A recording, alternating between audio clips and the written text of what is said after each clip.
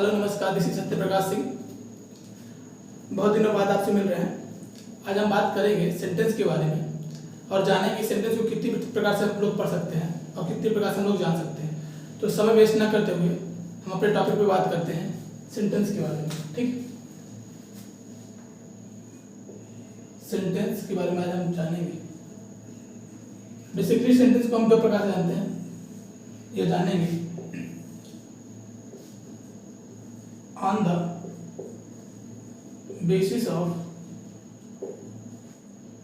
construction,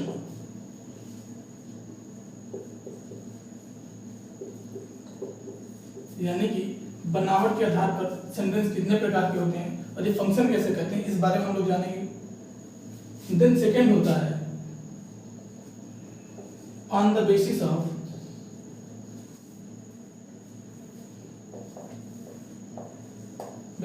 meaning.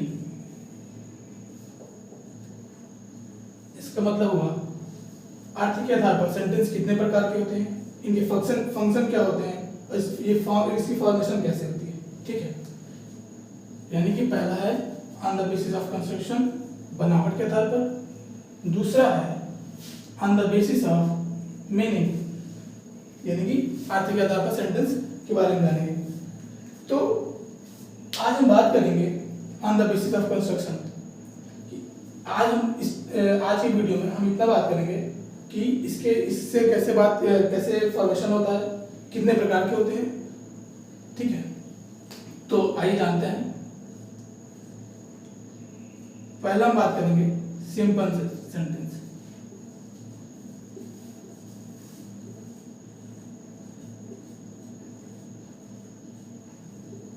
बात करेंगे simple sentence. ठीक है, देन सेकेंड है कॉम्प्लेक्स,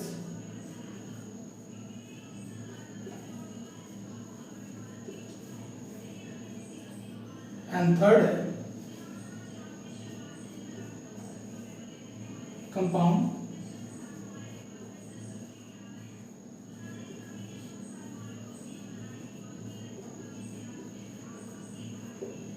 और हमारा लास्ट सेंटेंस है मिक्स सेंटेंस।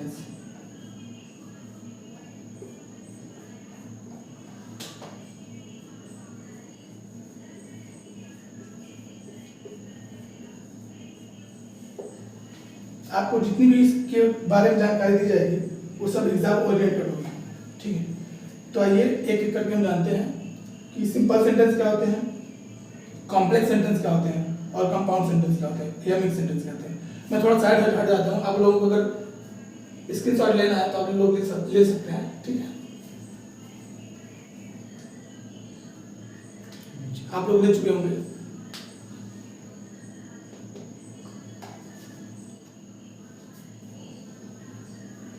चलिए बात करते हैं सिंपल सेंटेंस के बारे में। इसको अलग से लेके बात करते हैं हम लोग। सिंपल सेंटेंस क्या होता है।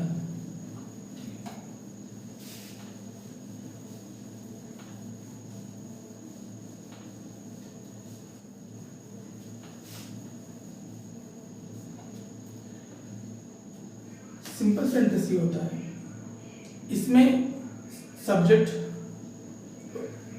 अपना सब्जेक्ट होता है, अपना प्रेडिकेट होता है। प्रेडिकेट का मतलब क्या होता है, जो भी, मैं आपको एग्जांपल देता हूँ।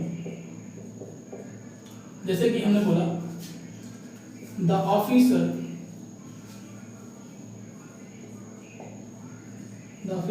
Asked to me about something.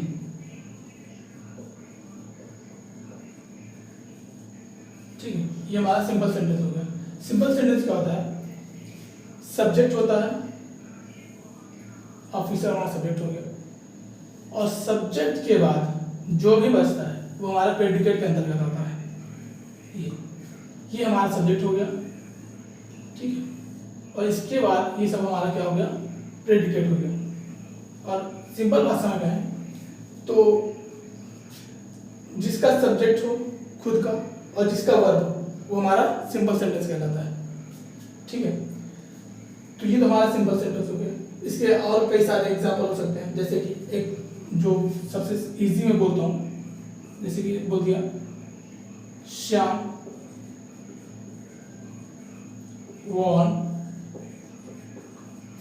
to play with her, ठीक है। Shyam wants to play with her, ये भी हमारा सिंपल सेंटेंस के अंतर्गत आता है, ठीक है।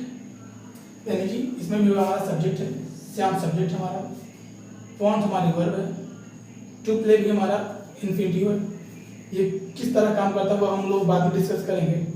यानी कि हम सिंपल सेंटेंस बोल, सिंपल भाषा में बोलते हैं तो ये हमारा पूरा प्रेडिकेट है, ठीक है। ये हमारा सब्जेक्ट, ये प्रेडिकेट। तो सिंपल सेंटेंस ये होते हैं। सिंपल सेंटेंस से ज्यादा क्वेश्चन आते नहीं। अब क्वेश्चन आते किससे हैं हम बात करेंगे उसको, ठीक है। क्वेश्चन आते हैं कॉम्प्लेक्स सेंटेंस, कंपाउंड सेंटेंस और मिक्स सेंटेंस, ठीक है। हम बात कर लेते हैं कॉम्प्लेक्स और कंपाउंड और मिक्स की, ठीक है। कॉम्प्लेक्स सेंटेंस सेकंड हमारा था कॉम्प्लेक्स।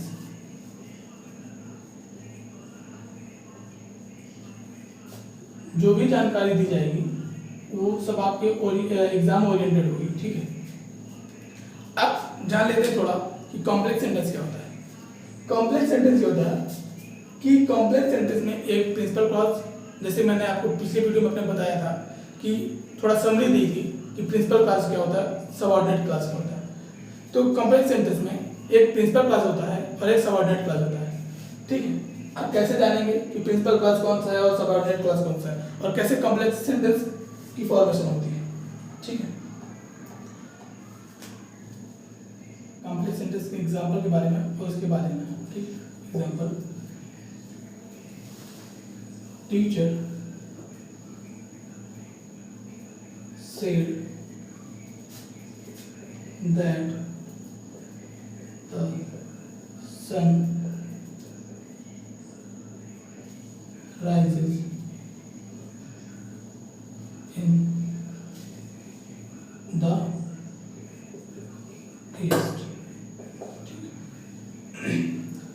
हमने जाना ये हमारा कॉम्प्लेक्स सेंटेंस। अब हमने तो लिख दिया, अब पहचानेंगे कैसे कि ये एक कॉम्प्लेक्स सेंटेंस है, ये सिंपल सेंटेंस है, ठीक है। द टीचर सेड,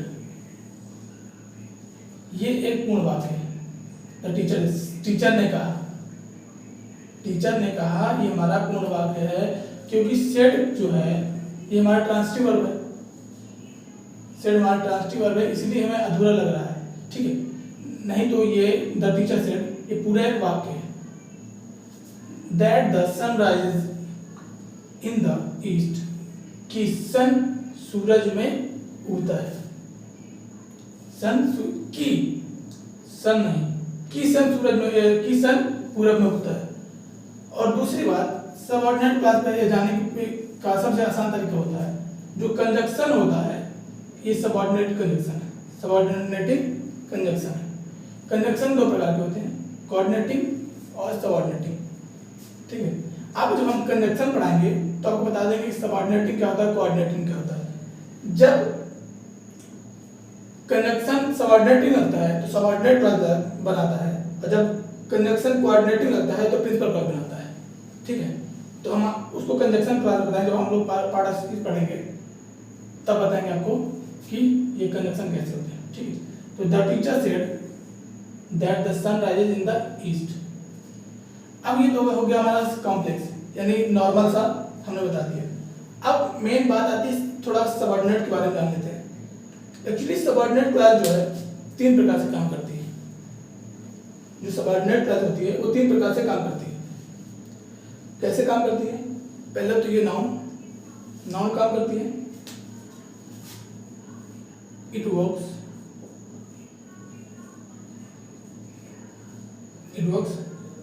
एज,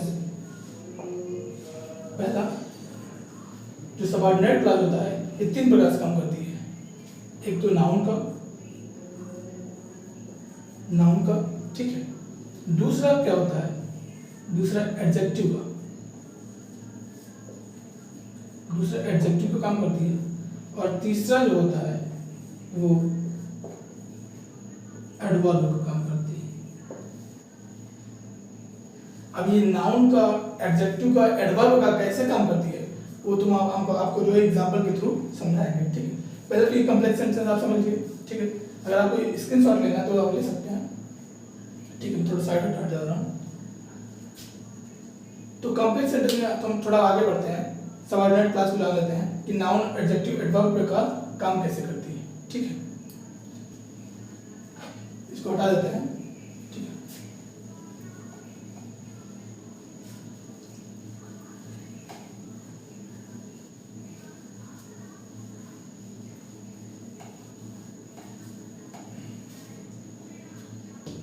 जैसे हमने देखा इस चीज में जो पिछला एग्जाम्पल था,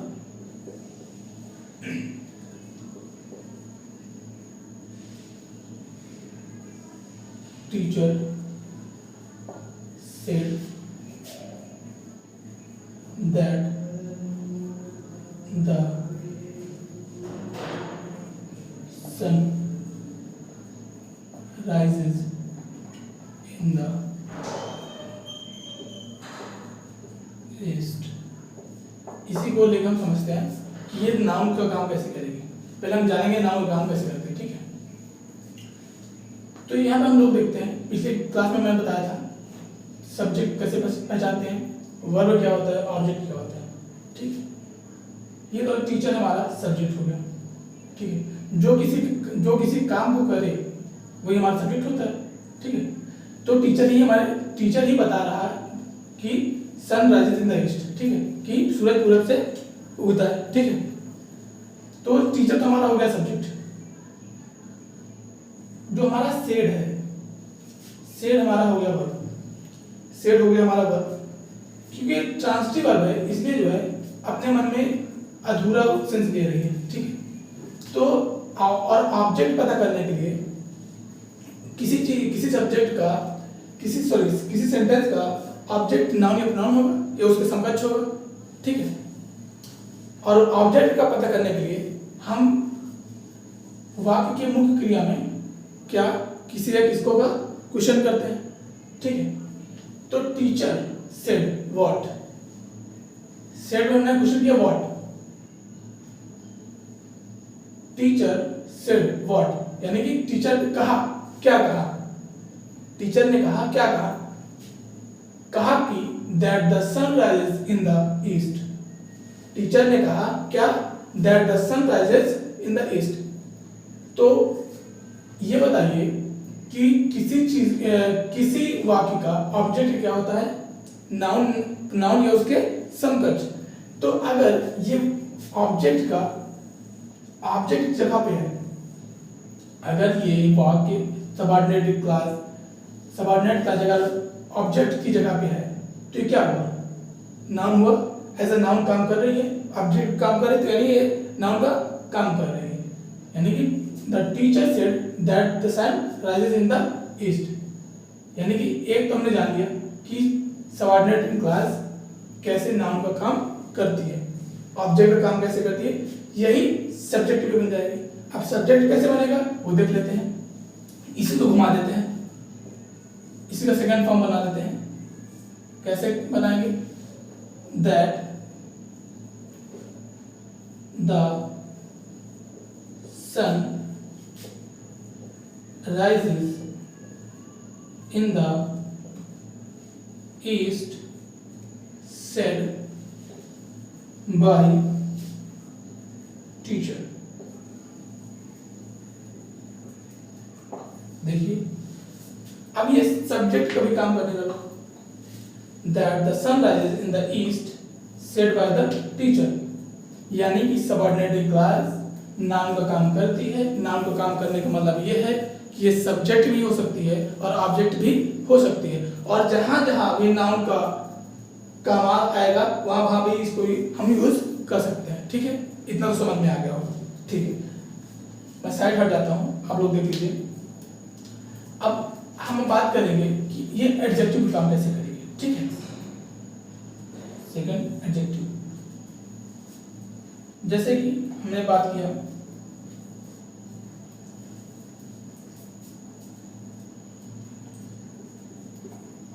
a boy who is my friend with my a boy who is my friend lives in Delhi. A boy who is my friend lives in Delhi. अब हम तो बात कर रहे हैं कॉम्प्लेक्स सेंटेंस की, जिसमें हम बात कर रहे हैं कि सबऑर्डिनेट क्लास कैसे करती है नाउन का काम, एडजेक्टिव काम और एडवर्ब काम। नाउन का काम, नाउन के बाद हमने समझ लिया, ठीक है। अब हम बात कर रहे हैं एडजेक्टिव की। एडजेक्टिव क्या होता है? एडजेक्टिव ये होता है जो नाउन या प्रोनाउन के बारे में बताए। एडजेक्टिव हमारा ये होता है जो नाउन या प्रोनाउन के बारे में बताता है कि वो किस तरह का है, ठीक है। तो अब नाउन हमारा, सब्जेक्ट हमारा क्या होता है? नाउन या प्रोनाउन या उसके समकक्ष। सब्जेक्ट हमारा ये होता है अ बॉय। अ बॉय हमारा क्या है? नाउन है। अब देखो, a boy who is my friend, a boy who is my friend, यानी कि बॉय कौन? बॉय कैसा? जो कि मेरा दोस्त है। लड़का कैसा? जो कि मेरा दोस्त है। यानी कि ये हमारे सब्जेक्ट के बारे में बता रही है। सब्जेक्ट के बारे में बता रहा है तो कौन बताएगा? एडजेक्टिव बताएगा, ठीक है। और a boy lives in Delhi, ये हमारा प्रिंसिपल क्लॉज हो गई। A boy lives in Delhi, ये हमारा क्या हो गई? प्रिंसिपल क्लॉज हो गई। और ये हमारा सबऑर्डिनेट क्लॉज हो गया। तो ये क्या हो गया? कॉम्प्लेक्स सेंटेंस भी हो गया।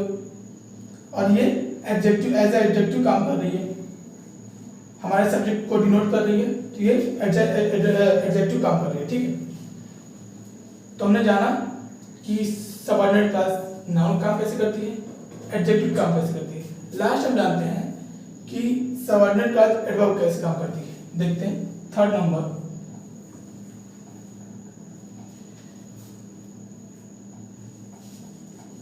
If you work hard, if you work hard you will get success। चलिए थोड़े इस पे भी सरसरी निगाहों से देख लेते हैं। You will get success, तुम सक्सेस पाओगे, तुम सक्सेस पाओगे। एडवर्ब ये होता है, जब एडवर्ब वो होता है जो वर्ब यानी कि सब्जेक्ट यानी कि नाउन, प्रोनाउन, प्रीपोजिशन और इंटरजेक्शन को छोड़ के जो सब के बारे में बताए वही हमारा एडवर्ब होता है। मेनली हम लोग जानते हैं कि जो वर्ब के बारे में बताए वही हमारा एडवर्ब होता है, ठीक है। You will get success, you will get success यानी कि तुम सफलता पाओगे। कब पाओगे? इफ यू वर्क हार्ड, जब तुम, यदि तुम कड़ी परिश्रम करोगे तो तुम सफलता पाओगे। यानी कि get, you will get when, you will get success when if you work hard. यानी ये जो इफ यू वर्क हार्ड है ये पूरा सबऑर्डिनेट क्लास है, सबऑर्डिनेटिंग कंजंक्शन है। ये बता रहा है गेट सक्सेस के बारे में, ठीक है। गेट सक्सेस के बारे में बता रहा है तो ये हमारा एडवर्ब हो गया। यानी कि यहाँ पे देखिए, हाँ, ये इसके बारे में बताएगा कि ये ऑब्जेक्ट है, ऑब्जेक्ट, ठीक है। यहाँ पे ऑब्जेक्ट काम कर रहा है, ठीक है। ये एज ए सब्जेक्ट काम कर रहा है, यहाँ पे सब्जेक्ट काम कर रहा है, ठीक है। यहाँ पे ये एडजेक्टिव काम कर रहा है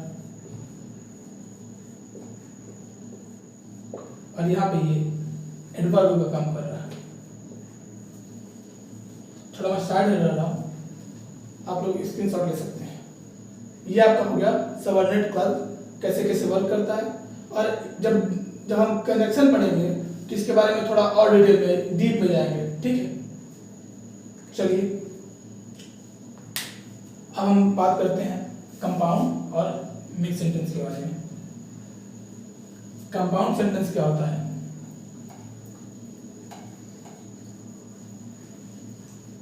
कंपाउंड सेंटेंस वो होता है जिनमें कम से कम 2 प्रिंसिपल क्लॉज हो, यानी कि 2 फाइनाइट वर्ब हो। फाइनाइट वर्ब क्या होती है, नॉन फाइनाइट वर्ब क्या होती है, वो हम वर्ब के चैप्टर पढ़ाएंगे, ठीक है। अभी सिर्फ आप लोग इतना जान लीजिए कि कंपाउंड सेंटेंस वो होता है, कंपाउंड सेंटेंस वो होता है जो जिसमें 2 प्रिंसिपल क्लॉज हो। Minimum it have 2 principal clause. अब ज्यादा से ज्यादा कितनी भी हो सकती है, जैसे कि मैं सिंपल सेंटेंस में बताना चाहूंगा, जैसे राम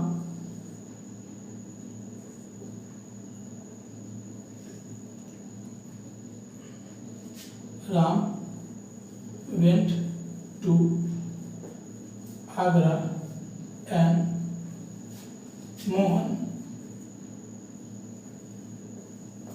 went to Delhi, ठीक है। यानी कि Ram went to Agra and Mohan went to Delhi. अब देखो ये दोनों सेंटेंस जो है पूरा अर्थ दे रहे हैं, ये दोनों सेंटेंस पूरा अर्थ दे रहे हैं। राम आगरा गया और मोहन दिल्ली गया। जो अब बताओ ये एंड क्या है, ये एंड होता है कंजंक्शन, ये कोऑर्डिनेटिंग कंजंक्शन होता है। कोऑर्डिनेट कंजंक्शन जब लगता है तो 101% प्रिंसिपल क्लॉज बनाएगा, इसमें कोई दो राय नहीं है। जब कोऑर्डिनेटिंग कंजंक्शन लगता है तो ये प्रिंसिपल क्लॉज ही बनाएगा, यानी कि राम वेंट टू आगरा और मोहन वेंट टू दिल्ली। अगर हम अभी तो ये प्रिंसिपल क्लॉज है, ये प्रिंसिपल क्लॉज और ये प्रिंसिपल क्लॉज, दोनों प्रिंसिपल क्लॉज है, ठीक है, दोनों प्रिंसिपल क्लॉज है। अगर दोनों को हम अलग अलग कर देते हैं, जैसे कि राम वेंट टू आगरा एक हो गया और मोहन वेंट टू दिल्ली। अब भैया ये क्लॉज वर्ड नहीं है, अब ये तो सिंपल सेंटेंस है। क्लॉज हमारा वही होता है कि किसी क्लॉज की सबसे बड़ी जो गुण होता है, क्लॉज का सबसे बड़ा गुण होता है वो ये होता है कि वो किसी सेंटेंस का पार्ट हो। सीधी बात यही है, याद रख लो कि क्लॉज वही होगा जो किसी सेंटेंस का पार्ट हो। अगर उसको हम सेंटेंस से हटा देते हैं तो सीधा सिंपल सेंटेंस बनेगा, ठीक है। तो ये तो हमारा होगा कंपाउंड सेंटेंस, ठीक है। अब कंपाउंड सेंटेंस के बाद आता है हमारा मिक्स सेंटेंस, वो भी जान लीजिए। आज की वीडियो में यही बात बताया जाएगा। नेक्स्ट वीडियो में हम बताएंगे on the basis of meaning, ठीक है। मीनिंग के आधार पर कितने सेंटेंस होते हैं, क्या क्या वर्क होते हैं, कितनी फॉर्मिंग, उसकी फॉर्मेशन कैसे होती है, ठीक है।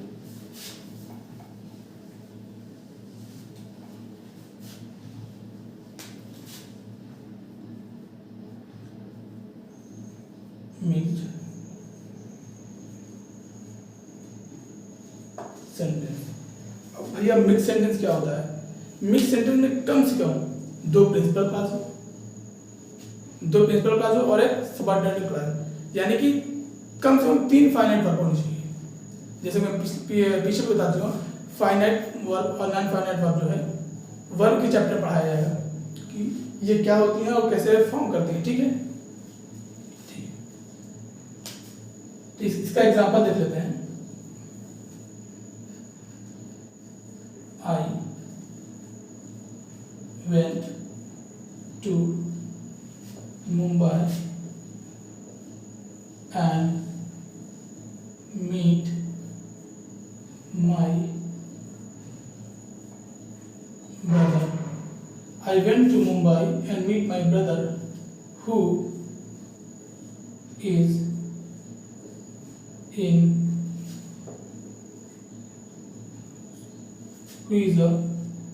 CBI ऑफिसर, ठीक है। अब देखते हैं इसमें कितने प्रिंसिपल क्लॉज है और कितनी सबऑर्डिनेट क्लॉज है। I went to Mumbai, subject हो गया, वर्ब हो गया और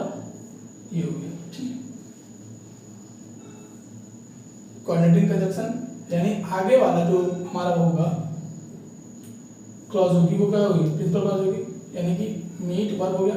और हाँ, यही जो ये सब्जेक्ट यहीं पे होगा, आई मीट माई ब्रदर, क्योंकि ग्रामर में रिपीटेशन को रोकने की वो है प्रचलन है, तो हम सब्जेक्ट को ना लिख के सीधा वर्ब लिख देते हैं, ठीक है। अगर वर्ब भी सेम होती तो हम वर्ब को भी हटा देते, ठीक है। Meet my brother, who is CBI officer, CBI officer कौन है, हु इज सीबीआई ऑफिसर कौन है, माई ब्रदर। अब ये भैया सबऑर्डिनेटिंग कंजक्शन है।